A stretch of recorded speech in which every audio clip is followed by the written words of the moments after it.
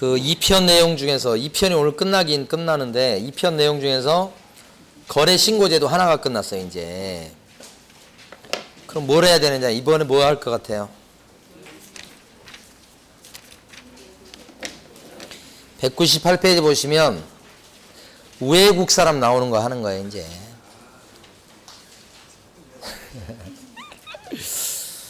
자, 외국 사람, 외국인 특례, 외국 사람 차별하는 법이 나와요. 자, 어떻게 차별하는지 지금부터 보도록 합니다. 잘생겼죠? 제가 다시 태어나면 이렇게 태어날 겁니다. 키도 키우죠, 당연히. 그럼 바람이 들어가 있는 거예요, 바람이. 자, 그 다음에 이제 가보실게요.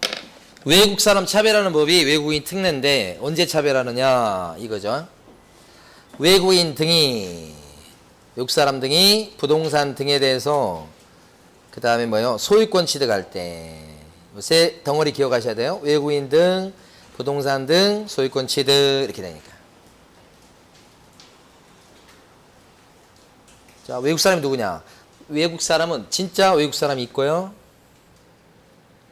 그 다음에 외국 회사도 들어가. 법인. 외국 단체도 들어가요. 단체는 법인하고 차이가 설립 등기가 끝나면 법인. 설립 등기 안 돼 있으면 단체. 그러니까 단체에서 이렇게 등기 나면 이렇게 움직여요. 그러니까 외국 법인, 외국 단체 싹 적용. 국제연합 적용. 외국 정부 적용. 하여간 다 적용. 그러니까 외국자 이렇게. 근데 이제 중요한 포인트가, 그러면 상대적으로 한국 사람은요 적용이 없어. 한국 회사도 적용이 없어. 간섭을 안 해요. 핵심이 뭐냐? 핵심이 딱 이거예요. 한국 회사인데 또는 한국 단체인데 실질적으로는 외국인이 지배하는 법인 또는 단체 적용돼요. 실질적으로는 외국인이 지배한다. 그게 뭐냐? 한국 회사인데도 불구하고 구성원의 절반 이상이 외국 사람이야. 한국 회사인데도 임원진의 절반 이상이 외국 사람이야. 한국 회사인데도 불구하고 출자된 자본금의 절반 이상을 외국 사람이 출자했거나 외국 회사가 출자했어. 그러면 규제받아요. 한국 회사고 또는 단체인데도 불구하고 주주 의결권의 절반 이상을 외국 사람이나 외국 회사가 갖고 있어. 그러면 외국인이 지배한다고 보는 거예요. 그러면 비록 한국 회사 또는 단체일지라도 적용돼요. 그래서 넷 중에 하나라도 걸리면 적용된다는 뜻입니다. 그러면 네 가지를 기억해야 돼요. 이 네 가지 내용을 기억해야 되느냐? 그럴 필요 없어요. 이건 틀리게 절대 안 냅니다. 숫자. 절반 이상이라고 되어 있으니까 이상은 절반을 포함하는 개념이에요. 한국 회사인데, 갑이란 한국 회사예요. 근데 거기 임원이 10명이야. 10명의 임원 중에 5명이 미국 사람이야. 5명은 뭐 어딘지 모르겠네. 자, 그래도 혹시 한국 사람이라도 이건 외국인 특례에 따라서 적용을 받고 그래서 규제를 받습니까? 네, 그걸 아시면 돼요. 2분의 1 이상, 2분의 1부터 적용된다는 거예요. 그거 위주로 출제해요. 아니면 여기든지. 그래서 지금 여기에서는 이게 제일 중요해요. 자, 낼 게 없으니까 뭐 국제연합, 산하기구 뭐 이런 거 내고 야단이. 그 다음에 부동산 등에 대해서 적용받는 거예요. 지금 2편은 같은 법이에요. 그래서 전부 다 토, 건, 공, 지 이렇게 되는 거예요. 그러니까 외국인 등이 토, 건, 공지에 대해서 소유권 취득할 때 규제하는 거예요. 아까 1편이 있었잖아요. 거래 신고 대행에 관한 법률. 1편이 아니라 첫 번째 내용. 거래 신고 대행에 관한 법률은 가만히 보면 어느 때 적용되죠? 거래 신고, 매매고, 임대차 신고. 주택 임대차는 임대차일 때 신고하는 거죠. 이건 임대차고, 그러니까 원래 제도가 두 개 있었잖아요. 거래 신고가 있었고 임대차 신고가 있었고 그러잖아요. 그러니까 부동산 거래는 매매만, 임대차 신고는 임대차만 그러죠. 여기는 소유권 취득일 때는 적용받는 게 되니까 여기가 또 중요하죠. 소유권 취득하는 거다 그러면 매매가 아닐지라도 예를 들어서 뭐 증여다 아니면 경매로 낙찰을 받았다. 이거 경매 받으면 소유권 취득하는 거 아니에요? 그럼 적용되는 거예요. 그러니까 이 외국인 특례가 적용 범위가 더 넓어요. 경매로 받아도 규제 받는 거니까. 여기는 뭐요? 매매. 토건 공지 뭐요? 매매. 그렇죠? 여기는 주택, 임대차. 물론 주택이 이제 두 가지로 딱 제한됩니다만 어쨌든가. 자, 그래서 소유권 여기 범위가 넓다는 거예요. 근데 또 핵심은 취득할 때 적용하는 거니까, 그죠? 팔아먹을 때는 적용이 없어요. 그냥 팔 때는 그냥 뭐요? 관심이 없어. 근데 막 외국 사람이 사들이잖아. 그랬을 때는 규제한다는 거지. 취득할 때. 네. 그래서 범위가 일반적인 거래 신고보다는 범위가 좀 높다는 거. 그렇지만 여기도 소유권 취득이니까 뭐 전세권 취득한다, 지상권 취득한다 이딴 경우에는 또 규제를 안 해요. 그런 정도까지는 신경 안 씁니다. 외국 사람이. 소유권 취득할 때 그때 좀 신경 쓰지. 아시겠죠? 그래서 여기가 사실은 제가 볼 때는 가장 핵심이 여기 같아요. 여기는 전통적으로 많이 나오는데요. 여기는. 근데 크게 어려운 건 없는 것 같고 여기서 조심하셔야 돼. 그러니까 뭐 어떻게 기억하셔야 돼? 토건 공지 소유권 취득 이렇게 하셔야 돼. 자, 부동산 거래 신고 제일 위에 것은 토건 공지 뭐요? 매매 이렇게 하시고. 외국인 특례는요. 토건 공지 소유권 취득 이렇게 해서 좀 범위가 넓고. 다만 전제는 외국인 등이 전제가 돼야 됩니다. 여기는 네, 이렇게 덩어리 3개 이렇게 돼. 여러분 교재에서는 지금 198페이지를 설명드린 거예요.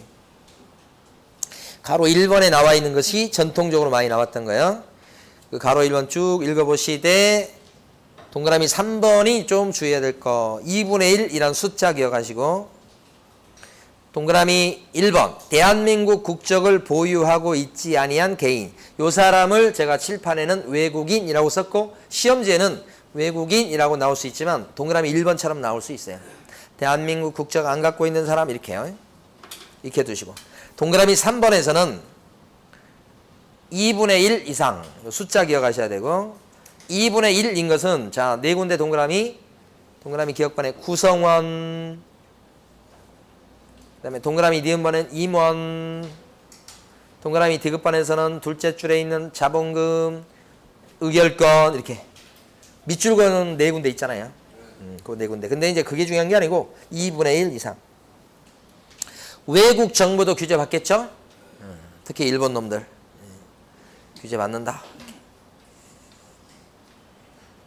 일본에서 옛날에 우리나라한테 뭐 수출 규제 막 그 뭐 반도체인가 뭐 수출 규제 해가지고 우리가 그때 한참 또 힘들고 막 소란스럽고 그랬었잖아요. 뭐 일본 놈들이. 근데 그냥 그 일본 사람들이 그 기업체들이 막 굉장히 매출이 떨어져가지고 힘들대요. 그 수출했던 우리나라 수출했던 그래가지고 그 중에 일본은 뭐 한국화해서 사업하겠다고 온 사람도 있고 막 그렇대요. 그러니까 일본 놈들이 괜히 우리한테 갑질하다가 그냥 너무 통쾌해 죽겠어.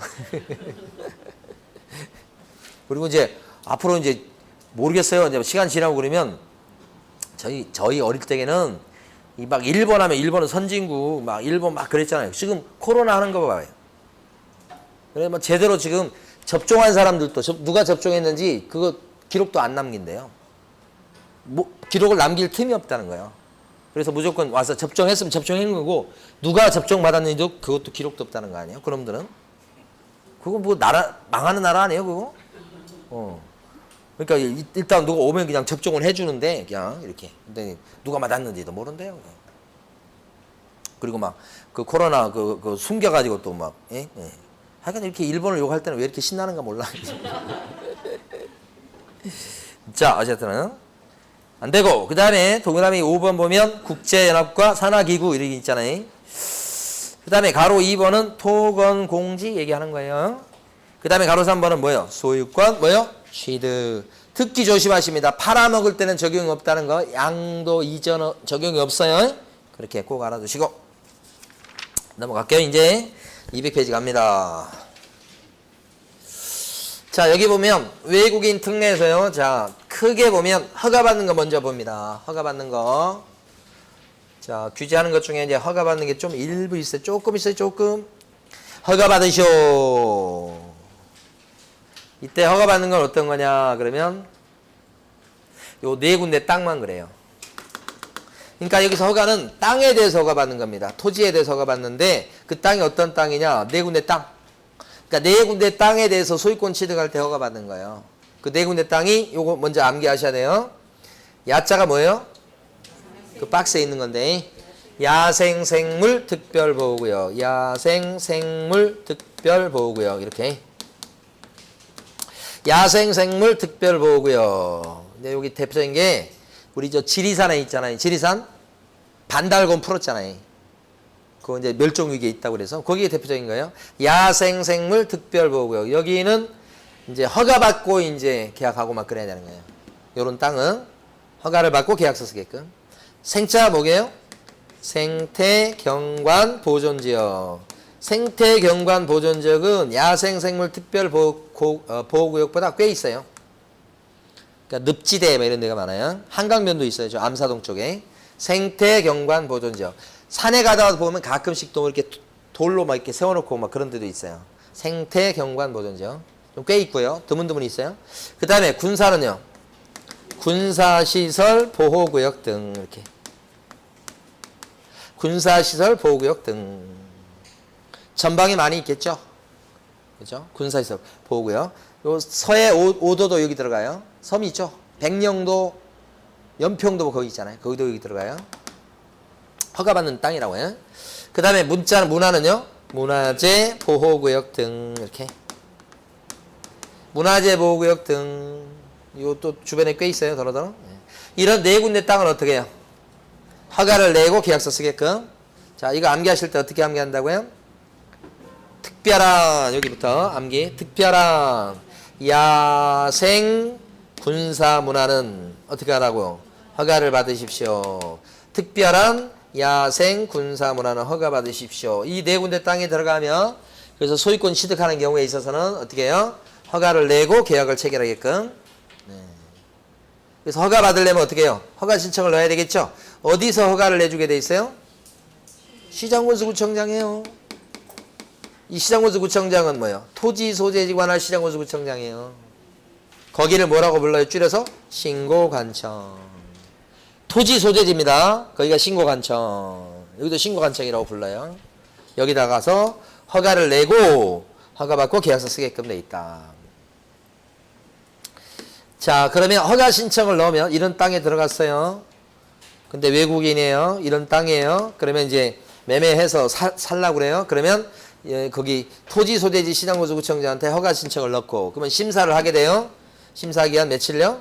15일. 그래서 허가를 내줄 수도 있고 안 내주고 불허가 날 수도 있고 그래요. 이렇게. 불허가 나면 이제 계약을 못 하는 거예요. 근데 이제 허가 났어요. 그럼 어떻게 돼요? 계약하면 되죠. 그렇죠? 자, 이런 땅인데도 불구하고 만약에 허가도 없이 계약을 하면 어떻게 됩니까? 그러면 법을 크게 어긴 거죠. 이렇게 되면 계약 자체가 무효가 돼버리고요. 엄청납니다. 계약이 없어져 무효가 되고 2년 이하의 적이나 뭐요? 2천만 원 이하의 벌금으로 형사처벌합니다. 왜 그래요? 허가 안 받았다고 그러는 거예요. 허가 땅인데. 이렇게. 그래서 여러분들은 자, 오른쪽 페이지 가셔서요. 가로 3번 가십니다. 가로 3번에 동그라미 2번. 허가 신청서를 받은 신고관청은 신청서를 받은 날부터 며칠 내 허가나 또는 불허가 처분을 해줘라. 15일이고. 동그라미 3번. 신고관청은 해당 기관의 장과 협의를 딱 거쳐서 외국인 등이 허가 대상 구역에 또는 지역 등의 토지를 취득하는 것이 해당 구역이나 지역 등의 지정 목적을 달성하는데 하등의 지장을 주지 않는다고 인정이 되면 될 수 있으면 어떻게 하라고요? 허가를 내주어라. 그렇죠? 그 다음에 동그라미 4번 별표만 치고 일단 넘어갑니다. 그 다음에 가로 5번 가십니다. 5번 가시면 허가를 받지 않고 체결한 토지 취득 계약은 어떻게 돼요? 효력이 생겨요, 안 생겨요? 허가 안 받으면 효력이 무효. 효력이 안 생기죠? 가로 5번 별표 하시고요. 그 다음에 동그라미 2번. 허가를 안 받고 취득한 토지 취득 계약을 체결했거나 부정한 방법으로 허가를 받아내 갖고 취득을 했다, 계약을 했다. 이렇게 되면 형사처벌. 어떻게 처벌돼요? 2년 이하의 적이나 2천만 원의 벌금. 2학년 2반이죠? 요거 중요합니다. 요거. 허가 안 받았을 때 가로 5번 중요하다고요. 그러면 이제 요거 하셔야 됩니다. 토지거래 허가제도를 아직 공부 안 했습니다. 근데 토지거래 허가제도를 좀 이따 공부할 텐데 다음 시간에 토지거래 허가를 받으면 센 거 외국인 특례에 따른 취득 허가는 받을 필요가 없어요. 토지거래 허가제도가 워낙 센 제도예요. 그러니까 토지거래 허가 받았다? 그러면 외국인 특례에 따른 취득 허가는 받을 필요가 없다. 아까 별표 친 거 있었죠? 다시 한 번 더 별표 치시고. 동그라미 아까 4번인가요? 네. 4번. 됐어요. 여기까지 해서 이제 허가 대상 땅 요거 암기하는 거랑 그죠? 허가 안 받고 계약했을 때 어떤 불이익을 당하는지 여기까지 봤어요. 요거 기억하셔야 돼요. 2학년 2반짜리 요거. 2학년 2반은 여기밖에 없어요. 자, 갑니다. 이제 외국인 특례에 따른 신고. 볼까요? 외국인 특례. 신고.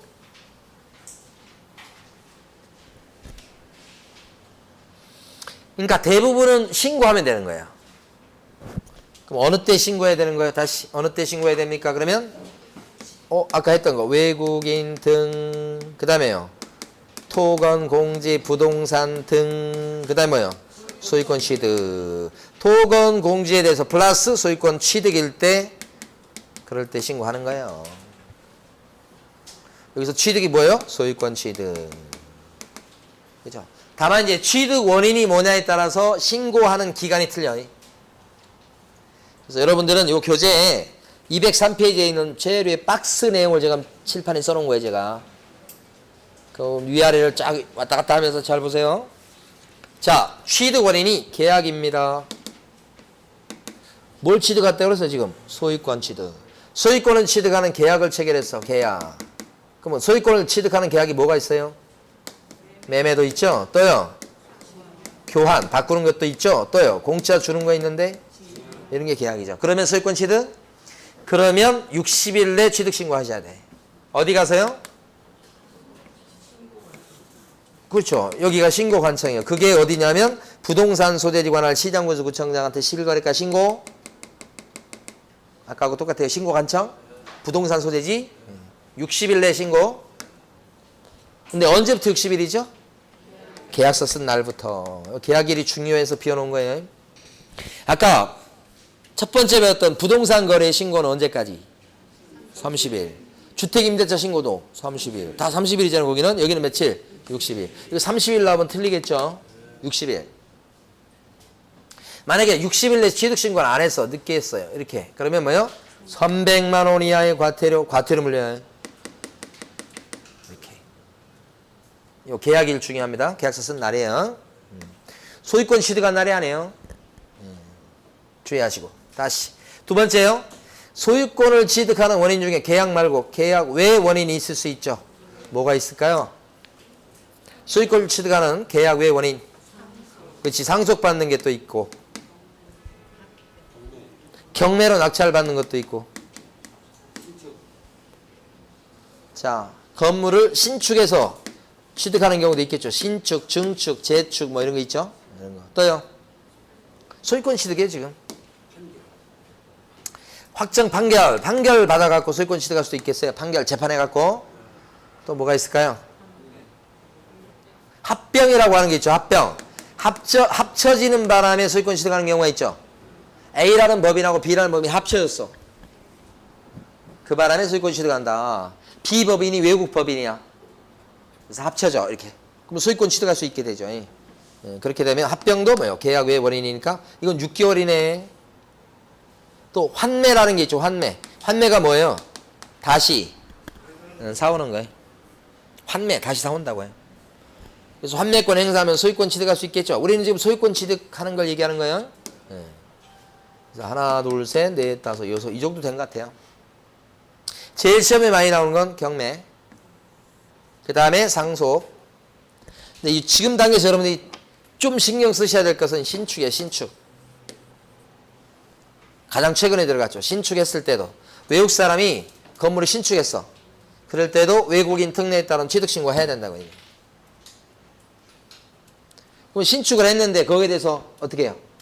등기 안 해도 외국 사람이 신축하면 외국 사람 거예요. 소유권 취득하게 돼요. 등기 안 놔도. 그렇잖아요. 원시 취득이라고 그러잖아요. 여기 들어가는 게 신축을 좀 주목을 하셔야 돼. 근데 언제부터 6개월이냐? 소유권 취득한 날부터 6개월 내에 신고하는 거예요. 취득일로부터. 계약은 취득일 아닌데 조심하셔야 돼. 계약은 계약일이에요. 그래서 요걸 갖다가 제일 주의하셔야 돼. 이게 중요한 게 아니고 이게 중요한 거예요. 자, 계약을 원인했을 때는 취득일로부터 60일 내에 신고한다. 취득일 그러면 OX 계약이라고 했을 때는 취득일이 아니고 뭐예요? 계약일. 이게 중요하죠. 여기가 중요한 게 아니고 여기가 중요한 거예요. 이렇게 하면 틀리는 거예요. 대단히 어렵습니다. 오후에 내놨겠어요? 안 내놨겠어요? 이거. 그래도 막상 시험지 보면 딱 골라내기 쉽지 않아요. 그래서 제가 마음 놓고 알려드리는 거예요. 막상 보면 또 이게 잘 안 보여요. 그러니까.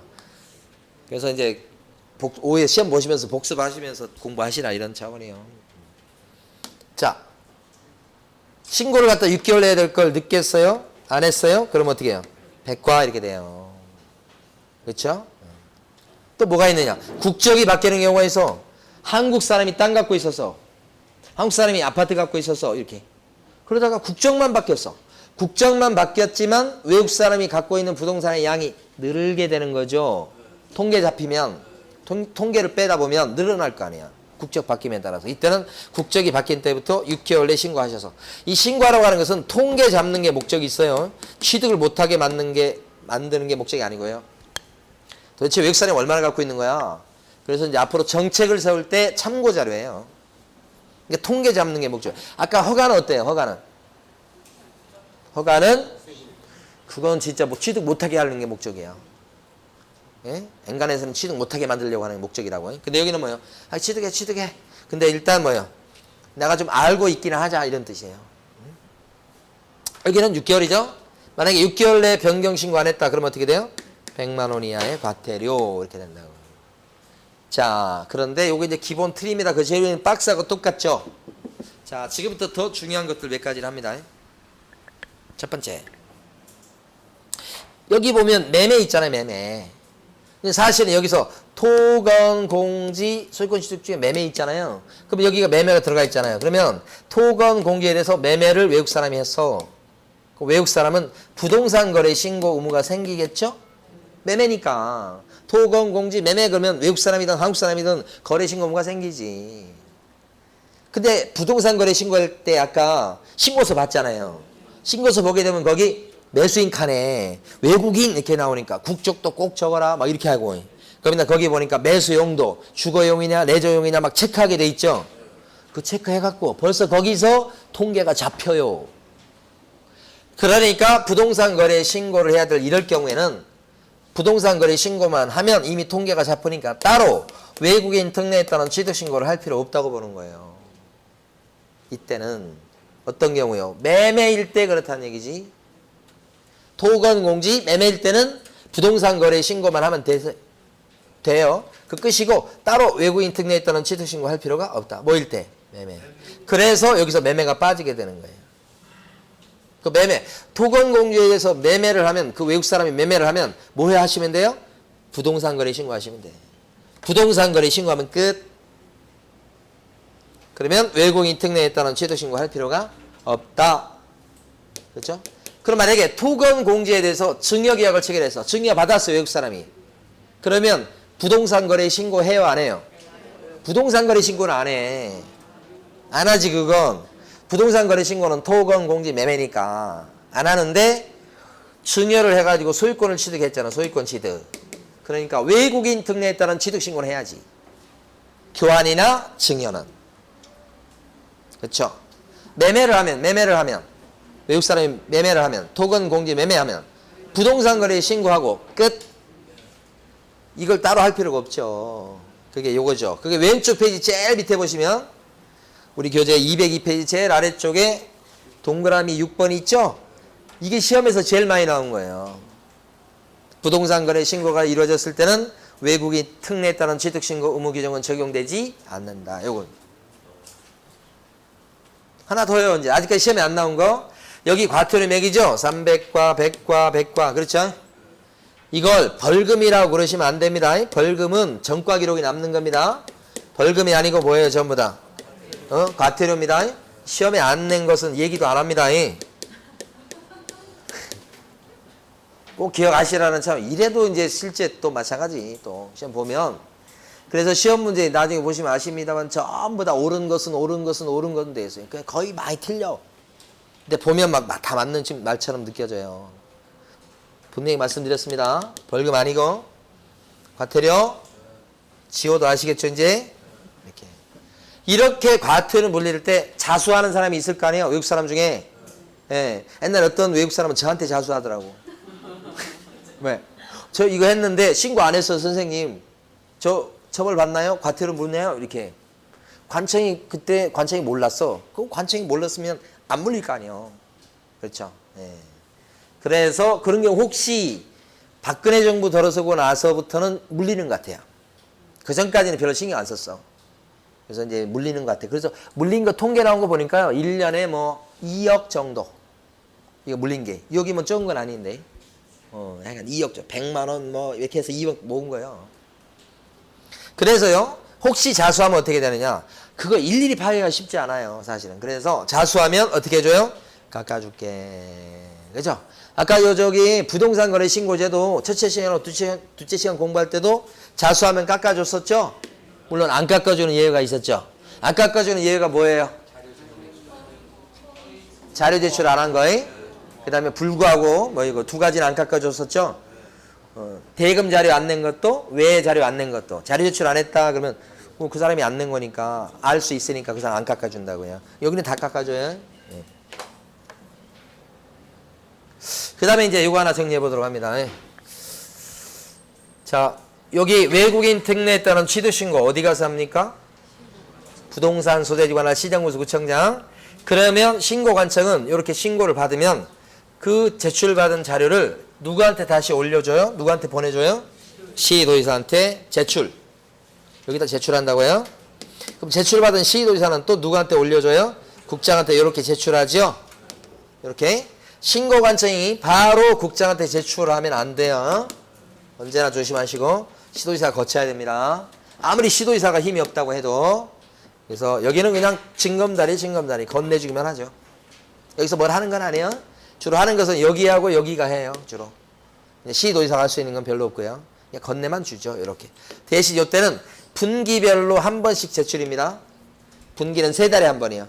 근데 조문에 3달이란 말이 안 나와요. 어떻게 표현되어서 나오냐면 분기가 끝난 날부터 1개월 이내 제출이야. 그러니까 분기가 종료했다는 것은 뭐예요? 1월달, 2월달, 3월달, 3월달 끝나면 그때부터 한 달 이내 제출. 4월달, 5월달, 6월달 2분기죠. 6월달 어제 끝났네 어제. 분기 2분기가 종료했죠. 그럼 그때부터 한 달 내 또 제출 이 뜻이에요. 이게 1개월이라는 말이 매달의 의미가 아니죠. 분기가 종료한 때부터 1개월 이내죠. 아까 부동산 거래 신고는 어땠어요? 우리 처음 배웠다. 거기는 매달 보고한 거죠. 여기는 뭐요? 분기별로 제출이야.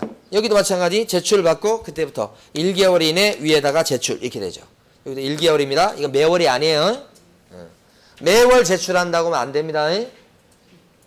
매월 제출하면 안 돼요. 여기는. 반대로 부동산 거래 신고는 분기가 종료한 때부터 1개월 내 제출 그러면 되겠어요? 안 되겠어요? 안 돼. 아니 외국인이 부동산을 이렇게 소유권 취득하는 경우가 사례가 많겠어요? 우리 부동산 거래 신고해서 일반 국민들이 취득하는 사례가 많겠어요? 일반 국민이 많지. 그러니까 그건 매달 하는 거고 외국인은 석 달에 한 번씩 하는 거지. 바꿔놓으면 틀리는 거예요. 중요합니다. 그런데 여기 보면 특별자치시장 나왔죠? 세종시장 얘기하죠? 세종시장한테 신고를 하거든요. 여기는 시장군수구청장 그랬는데 군수구청장이 없어요. 그러니까 여기다 하거든. 여기 이게 없으니까. 그럼 여기다 하면 여기는 바로 이렇게 국장한테 제출해주면 되겠죠?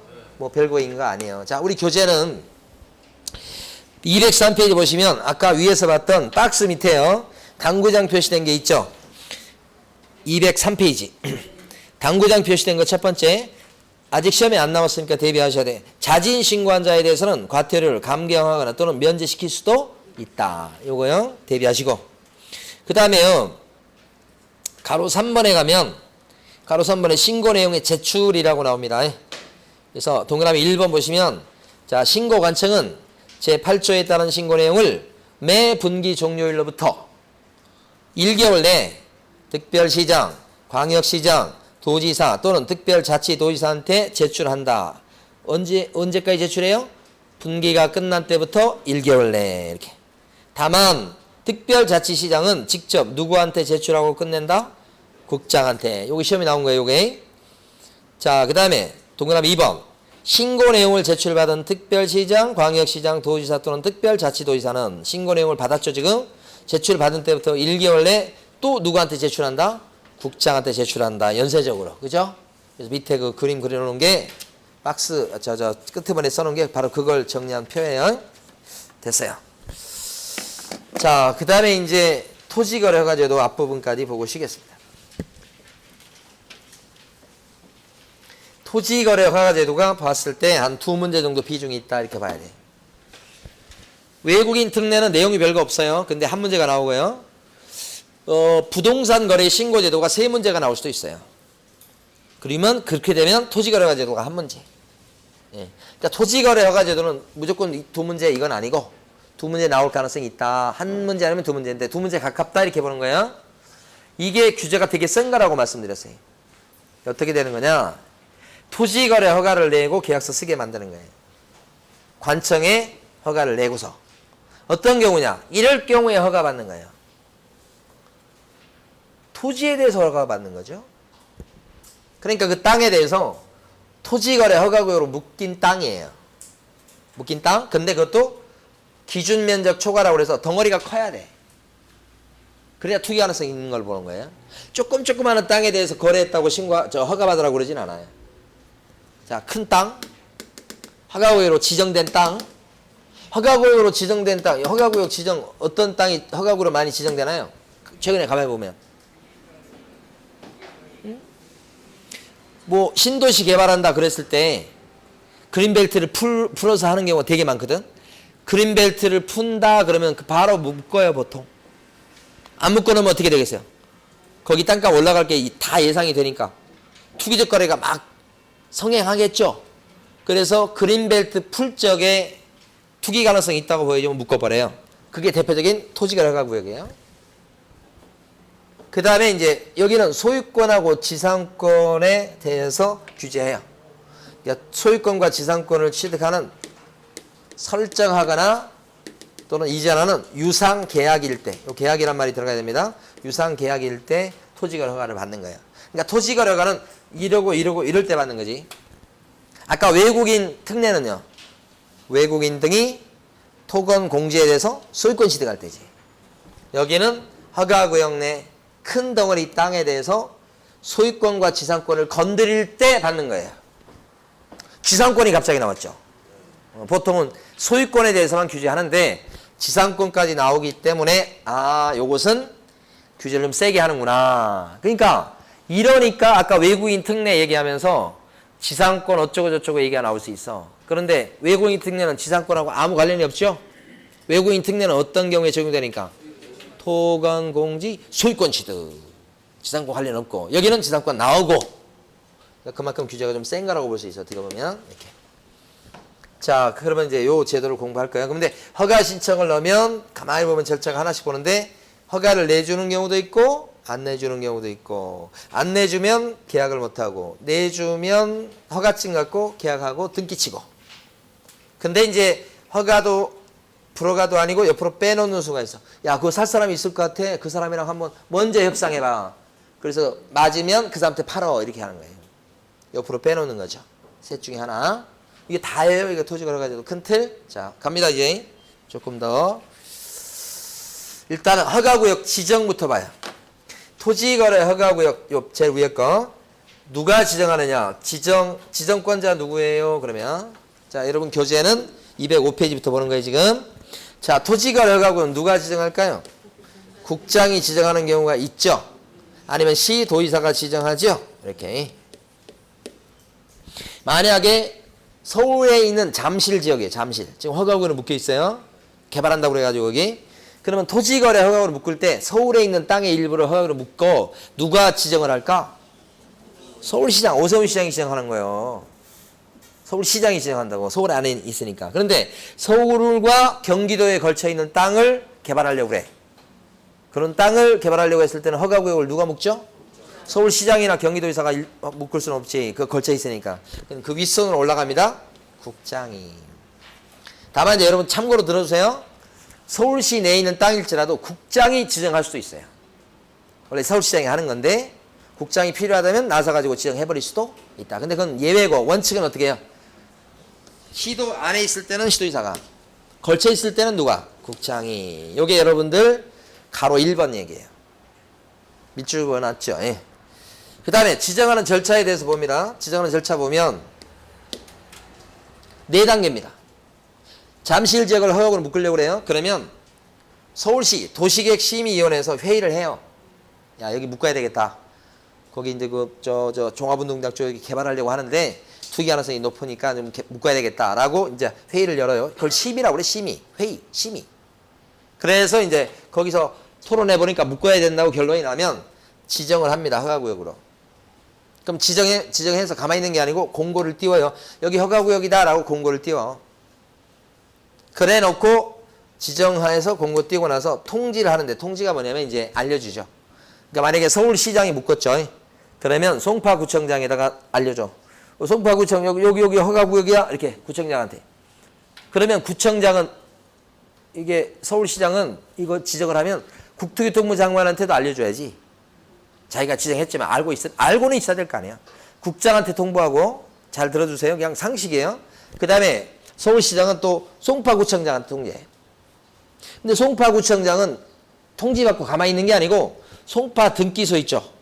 그 등기소장한테 또 통지를 해. 왜냐면 이게 결국은 나중에 등기하고 관련돼 있거든. 계약서 쓰고 나서 등기 치는 것이거든.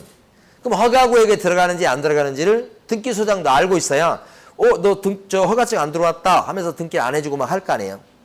등기소장도 필히 알고 있어야 돼. 그래서 통지는 여기 뭐요? 송파구청장이 어디까지 통지해야 돼요? 등기, 요거 중요해요. 등기 어디? 소장. 누가 통보해요? 시장군수구청장. 만약에 서울하고 경기도에 걸쳐 있는 땅을 묶어요. 허가구역으로. 그러면 국장이 지정하겠죠. 국장이 지정하고, 지정할 때는 이 절차를 거쳐서 지정하고서 누구한테 알리고? 시도지사한테 알리고. 두 군데 알려야 되겠죠. 그러니까. 그리고 나서 뭐요? 다시 시장군수구청장한테 또 시도지사가 통지해요. 그리고 관할 등기소장한테 또 통지해. 연쇄적으로 쭉 통지가 이루어져요. 쭉 이렇게 통지해요. 그리고 마지막이 뭐예요? 열람. 이거 열람은 보게 만드는 거죠. 누가 봐야 될 필요성이 있어요? 그 지역의 땅 주인들이. 내 땅이 진짜 허가구역으로 묶인다고 소문만 이렇게 났는데 진짜 묶이는지, 내 땅이 그 지역에 들어가는지, 혹시 그 옆에 있어서 또 빠지는지, 그런 것들을 알게 할 필요가 있죠. 그 주민들 열람시키는 거예요. 그래서 열람하시오라고 공고 띄우고 나서 열람을 시킨다고. 일정 기간 동안. 그게 열람입니다. 이렇게 4단계를 거치게 돼요. 그래서 지정이 되는데, 자, 핵심은 여기서 보면 언제부터 허가구역이 되는 거예요? 막 심의하고 있을 때 허가구역이 됐다 그럴 수는 없잖아요. 그래서 언제부터요? 지정된 때부터 허가구역이 된 것도 아니에요, 이게. 그래서 기가 막힌 거예요. 지정 공고가 뜨면 공고된 날부터 허가구역이 되는 것도 아니에요. 공고되고 며칠 있다가 5일 있다 허가구역으로 돼버린다는 거지. 5일. 그렇죠? 허가구역으로 지정을 딱 받으면 그 땅 주인 입장에서 봤을 때는 충격 아닐까? 충격을 좀 추스릴 시간을 줘야 될 거 아니에요? 그래서 5일 줍니다. 5일. 충격에서 좀 벗어나라 하고 5일 주는 거예요. 공고되고 나서 며칠 있다 이렇게 생긴다? 5일 이렇게 되는 거지. 요것이 이제 밑에 보시면 가로 2번부터 볼게요. 허가구역으로 지정을 하는데, 이 지정할 때 기간은 길면 5년이요. 길게 지정하면 5년입니다. 그러니까 허가구역으로 4년 묶을 수도 있고 1년 묶을 수도 있고 그래요. 근데 길면 몇 년까지? 5년. 넷째 줄에 나오죠? 5년 이내에 여기 밑줄 그어두시고, 가로 2번에서 5년 이내에 넷째 줄. 그 다음에 가로 3번 지정 절차요. 좀 중요합니다. 심의 동그라미요. 그 다음에 지정 공고, 그 다음에 통지는 아실 거고, 마지막이 뭐예요? 공고 빼버려요. 마지막은 뭐예요? 열람. 이렇게. 요 중에서 동그라미 2번 알아두시라고 그랬죠? 며칠 있다가, 공고 뜨고 며칠 있다가, 5일 있다가, 효력이 생깁니다. 그래요. 자, 그런데 자 넘기기 전에 자 보세요. 허가구역으로 자 묶었어요. 5년. 그런데 아직도 투기 가능성이 남아있다고 판단되는 거예요. 그래서 다시 묶으려고 해요. 그걸 뭐라고 그래요? 재지정이라고 그래요. 근데 재지정할 때도 이 절차를 밟으셔야 돼. 밟을 때 지정 절차인 심의, 공고, 통지, 열람 이거 하는데 이 4단계 절차를 거치기 전에 의견 청취 절차가 들어가요. 뭐 할 때는? 재지정할 때는. 재지정할 때는 이거 뭐예요? 심의 전에 뭐가 들어가요? 의견 청취. 그래서 그 밑에 보시면 가로 3번에 동그라미 1번에 당구장 표시 밑줄 그어진 거 보시죠. 자, 재지정 시에는 심의 전에 시도의사 또는 시장군수구청장에 뭘 들어야 된다? 의견을 들어야 된다. 별표 이거. 일반적으로 지정할 때는 의견 청취가 있어요, 없어요? 시도의사한테 의견 듣고 시장군수구청장한테 의견 듣고 그런 거 있어요, 없어요? 없죠? 통지만 하고 끝나죠? 그런데 여기 재지정할 때는요. 시장군수구청장이나 시도의사의 의견을 청취해요. 국장이 할 때는 누구의 의견을 듣고요? 시도지사. 시도지사가 지정할 때는 누구의 의견을 듣고요? 시장군수구청장의 의견을 청취한다고요. 그래서 여러분 연상하실 때 지정하고 다르게 재지정할 때는 제자가 하나 추가되지요. 재지정할 때는 제자가 하나 늘어나지요. 그래서 뭐라고 하셔야 돼요, 여러분들은? 의견 청취가 앞대가리에 늘어나지요. 앞대가리에 붙는 것도 알아두셔야 돼요. 앞에 붙죠? 재지정이니까 의견 청취하고 4단계 절차를 하는 거예요. 중요합니다. 그러면 기출문제, 기출문제가 아니고 시험 문제는 지정하려고 했을 때 의견 청취를 할 거다, 해야 된다 이렇게 나올 가능성이 높아요. 지정할 때는 의견 청취해요, 안 해요? 안 하고 어느 때 하죠? 재지정. 잘 구별해 두시고 넘기시고 자 넘기시고요. 오른쪽 페이지 가면 기준 면적 여기까지 하고 쉴까요? 기준 면적 어떻게 돼 있어요? 초가. 요 두 번째 거 합니다. 이거 두 번째 거 기준 면적을 어떻게 해야 된다고요? 넘어야 된다고.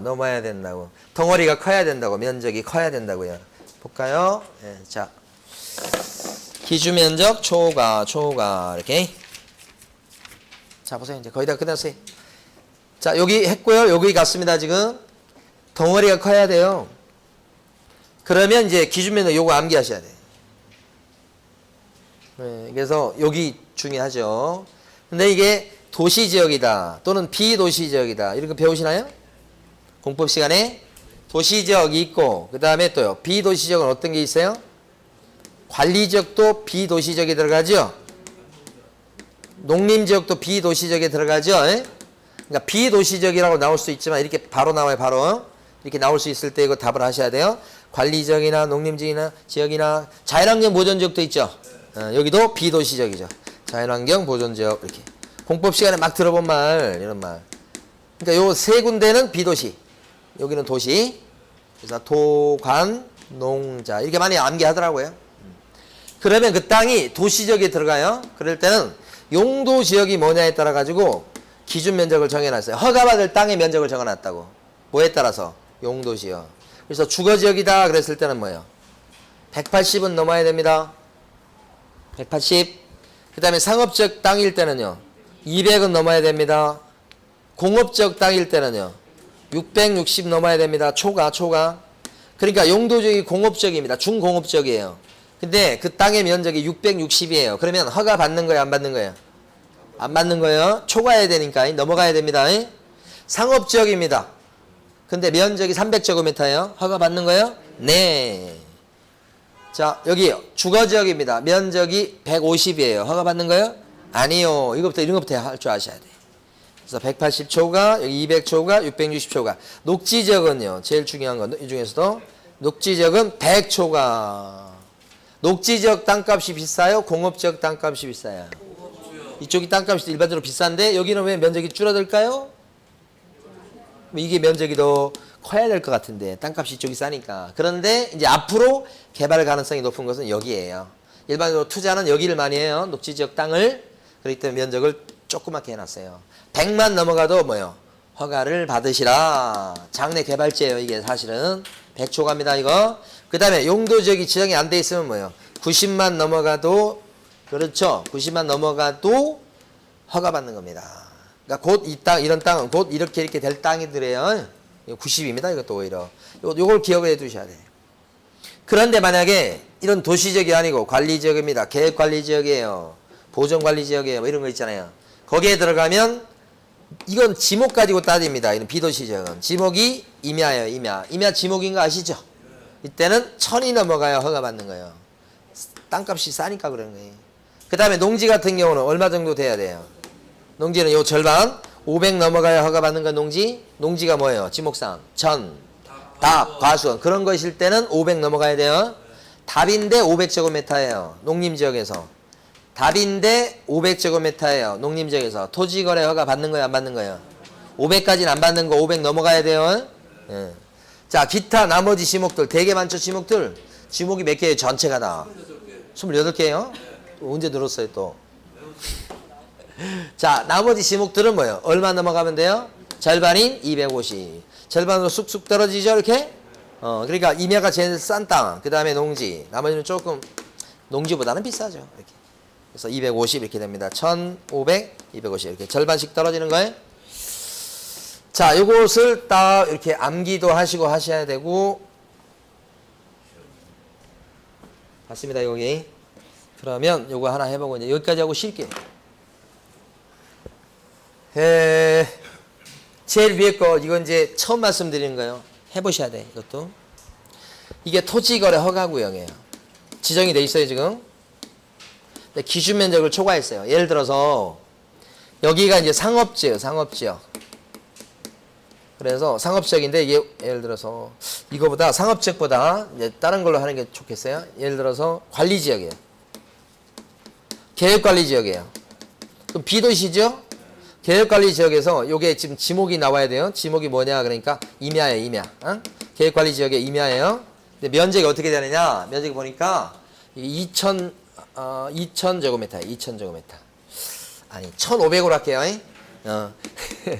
1500제곱미터입니다. 이렇게. 그러면 토지거래 허가구역 내 땅이고, 자 용도지역은 계획관리지역, 면적은 지목은 임야, 면적은 1500제곱미터. 토지거래 허가 받습니까?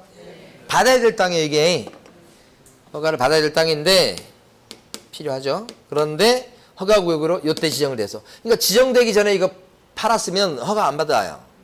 근데 이제 지정이 됐지. 이제 허가구역으로 묶였어 이때.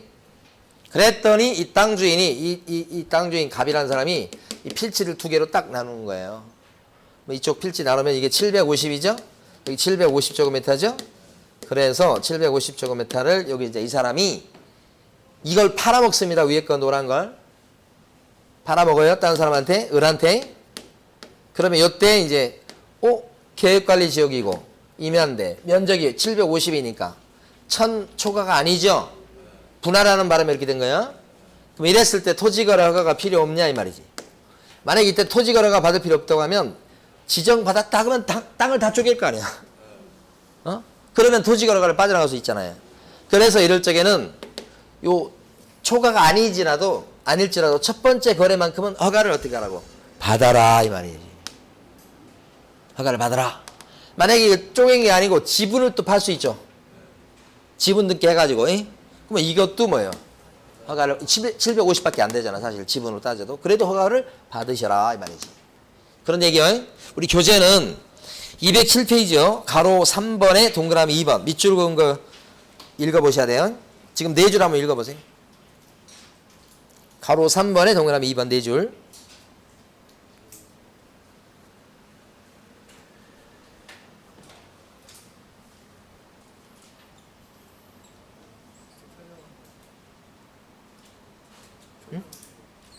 설명할 필요 없어요. 다 설명했어요. 읽으셨죠? 그래. 자, 그러면 배고프신 모양이네. 자, 사례 연습 해볼게요. 이제 다시. 상업지역입니다. 대예요, 지목이. 면적이 150제곱미터야. 자, 토지거래 허가구역으로 지정됐다는 전제하에서 토지거래 허가 받습니까, 이거? 상업지역은 도시지역이죠. 지목은 중요하지 않습니다. 면적 가지고 따지죠. 상업지역은 200 초과죠. 150은요. 허가받는 게 아니다 이 말이지. 그렇죠? 자, 자연 녹지입니다. 근데 지목이 임야예요. 자연 녹지 그래도 이거 도시인데. 도시죠. 지목은 중요하지 않겠네. 150제곱미터입니다. 토지 거래가 받습니까? 자연 녹지다 그랬을 때 녹지적일 때는 뭐예요? 100초가죠. 녹지적은 100초가니까 토지가 허가를 받아야 된다 이렇게 되는 거지. 자, 계획관리지역입니다. 이거 B도시네. B도시는 지목이 중요하죠. 답입은 뭐예요? 농지 700이요. 농지는 500초가부터 허가받는 거잖아요. 토지가 허가를 받아야 된다 이렇게. 농림지역입니다. 이번에는 이것도 B도시죠. B도시 나오면 지목이 중요하죠. 전 농지죠. 농지. 전 농지면 어떻게 돼요? 500초가 딱 500제곱미터는 받을 필요가 없다. 자, 쉬겠습니다.